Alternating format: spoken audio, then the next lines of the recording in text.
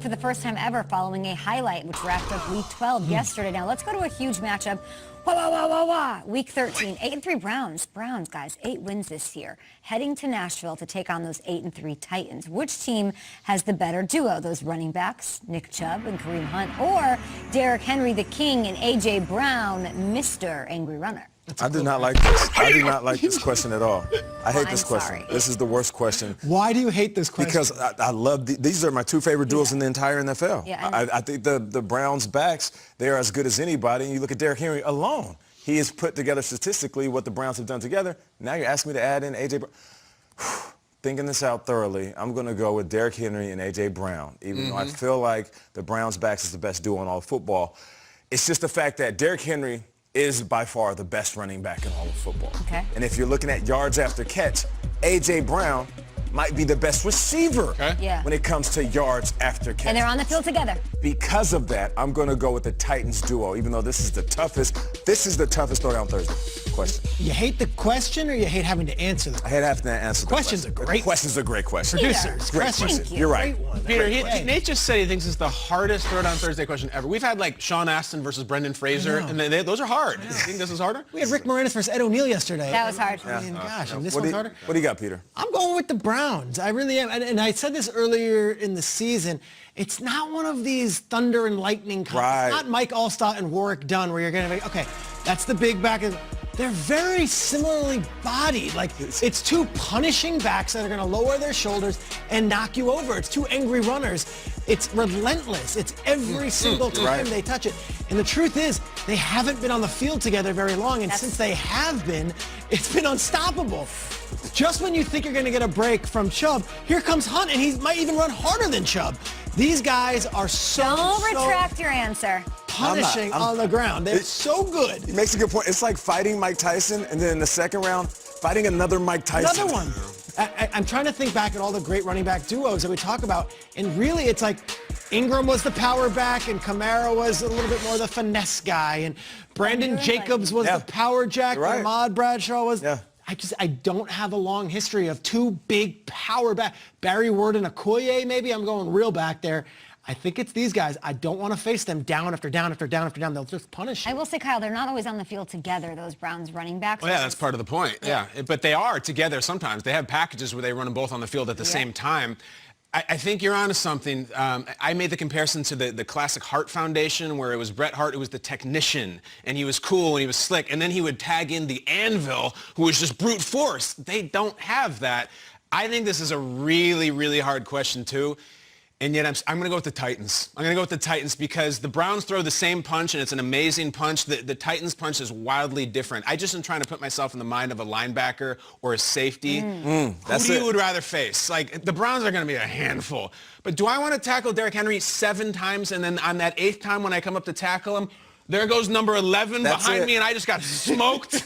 I don't want anything to do with that. You have to if you're a linebacker or safety, you have to step up. Listen, if I'm the safety, if I'm worried about AJ, as soon as I don't come up on Derrick, I'm going to get destroyed. I think it's the Titans because just this, it's, someone taps you on your shoulder and then punches you. I think that's them. Yeah. Derrick Henry leading the league in rushing. A.J. Brown, 9 touchdowns in the last 8 games. Just unreal what those two are doing. Let's go to our final throwdown of this wonderful Thursday.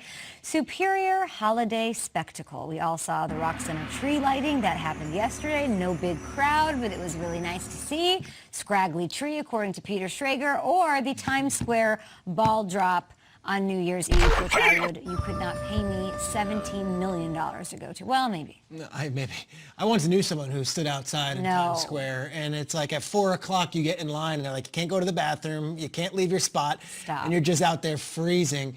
And yet that's the answer from me. I feel like everyone's got a tradition with the New Year's Eve ball drop. And it's not just the folks in Times Square. It's also everyone at home. Like, this is what you did. You gathered around and Dick Clark would be on and you'd be following it. And yet it's rocking New Year's Eve. I go that far back where Dick Clark was like a thing and it was midnight. The Christmas tree thing was there. He is. There's Dick. The Christmas tree thing last night, like, I don't know. I don't have a long tradition of watching Lester Holt and whoever else talk about a Christmas tree. And it was Al Roker. Meghan Trainor. Oda, and a giant, she was like a bow? Yeah. Her dress was a giant bow. That was giant bow, but I don't have a tradition of that. That to me is rather new and a very cool thing. It doesn't make an imprint here, I feel like, in New York. It's just like, oh, there's going to be traffic in Midtown. Great. Yes, New Year's Eve, that was like the ball drop. Yeah, I'm from Seattle, so we have trees everywhere. So like coming here and seeing a really big, I didn't get the big deal. Ooh, I a did 5 years tree. ago. They're like, do you want to go see the tree? I'm like, I'm surrounded by trees. I've been surrounded by trees my whole life. We get it. But You have the a really New nice Year's house. Eve, like ball drop, that's different. It's a different feeling. Even if you're not in the city, you know, and I've seen it from a hotel room, I've never really been in the thick of it. If you're at home, like Peter was saying, you still kind of get that feeling. Yeah. Like you almost want to see it. It gives you and this year, more than anything, Oh my with the God. way that 2020 has been, Yeah. we're all waiting for that I'm ball. going to be naked in the streets partying when that God. thing goes down. We're going to have a different type of ball drop this year. Yeah. Oh, well, what? I like the Auld Lang Syne. Nate, that's already happening. I don't even know what he was trying to say. When we've used that word ball with that other word Please. many times over the show's I history. know, I Last night they lost me a little bit on the tree lighting stuff because they introduced the Goo Goo Dolls as a classic rock band. Yep. And I was like, what the hell? You're out? What in the name of the Steve Miller Band and Pink Floyd are you talking about? Classic rock is Iris? I love the Goo Goo Dolls. It ain't classic rock. This is wholesome and it's beautiful and it's great that we have the footage. Tori Kelly, shout out. Tori Kelly did about 20 numbers Her last hair. night, and she had a animal print sparkly suit that I thought looked great. Kelly Clarkson. And then I don't know who that Gwen is. Stefani? Oh, that's Gwen. She did a couple numbers too. Dolly! Dolly. It was a cavalcade of stars.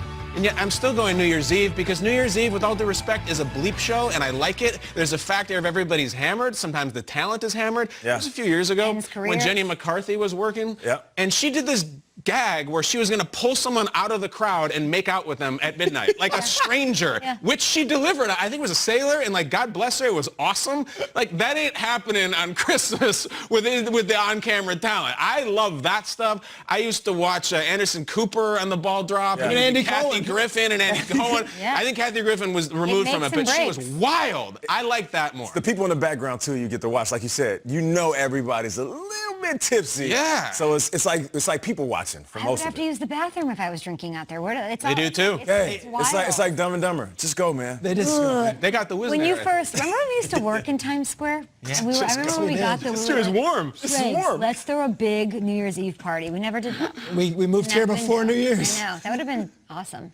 Okay, at GMFB with your thoughts. That was third on Thursday. It was presented by Invisalign. Let's bring in Tom Pelissero. Tom, let's talk about Commissioner Roger Goodell. He was asked yesterday, excuse me for the punches there, about the possibility of a playoff bubble. Where do we stand?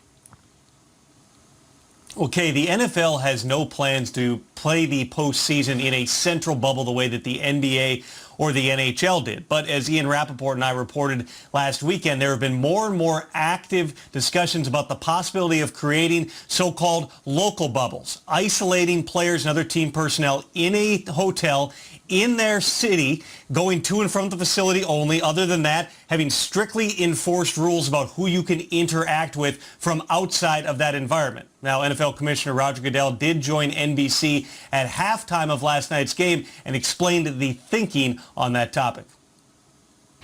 Our issue